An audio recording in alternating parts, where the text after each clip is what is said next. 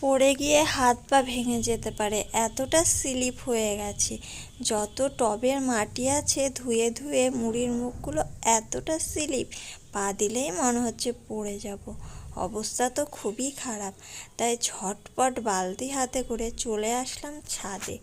আজকে আমার ছাদ বাগানটা পরিষ্কার করব। আচ্ছা, ছাদটা পুরো শীতল হয়ে একদম সবুজ হয়ে গেছে।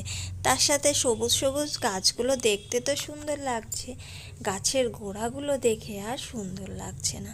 বৃষ্টিতে দেখো টবে, প্রত্যেকটা টবে জল বাঁধিয়ে আছে, আবার তোমার ঘাস হয়ে গেছে, কি বলবো। আর আমার ছেলে ভেবেছে গাছে জল দিতে হবে, এত বৃষ্টির মধ্যেও ও জল নিয়ে চলে এসেছে গাছে দেওয়ার জন্য।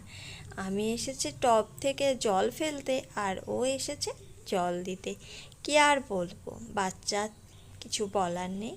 তাই আমি আমার কাজটা করতে শুরু করে দিয়েছিলাম।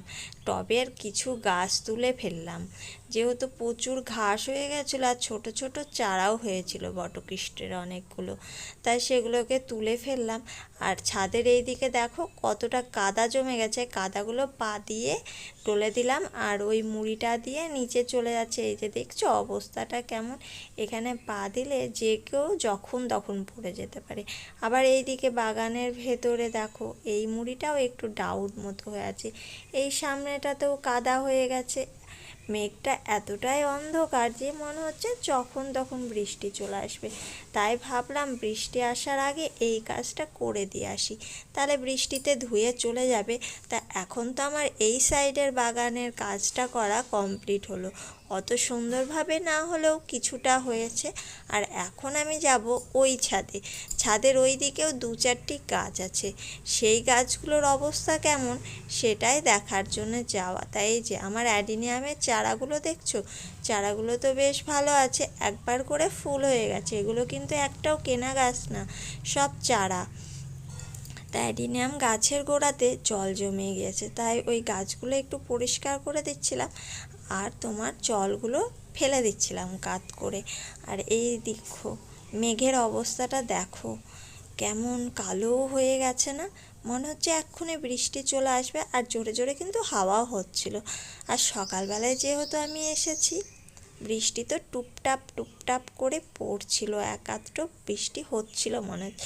তা আমি আবার আমার ছেলেকে বলছি, আয় আয় আয়, ফলো মি ফলো মি।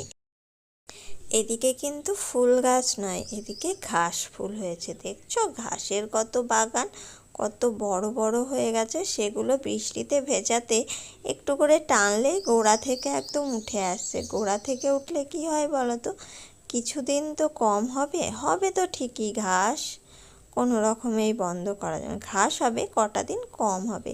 তাই ভালো করে পরিষ্কার করে নিলাম, আর এখন চলে যাব নিচে, কারণ প্রচণ্ড মেঘ উঠে গেছে, আর থাকা যাবে না, একটু থাকলেই বৃষ্টি শুরু হয়ে যাবে। তা আশা করি আজকের ভিডিওটা দেখতে ভালো লেগেছে, ভালো লেগে থাকলে লাইক কমেন্ট শেয়ার করে দাও। আজকের মতো টাটা, বাই।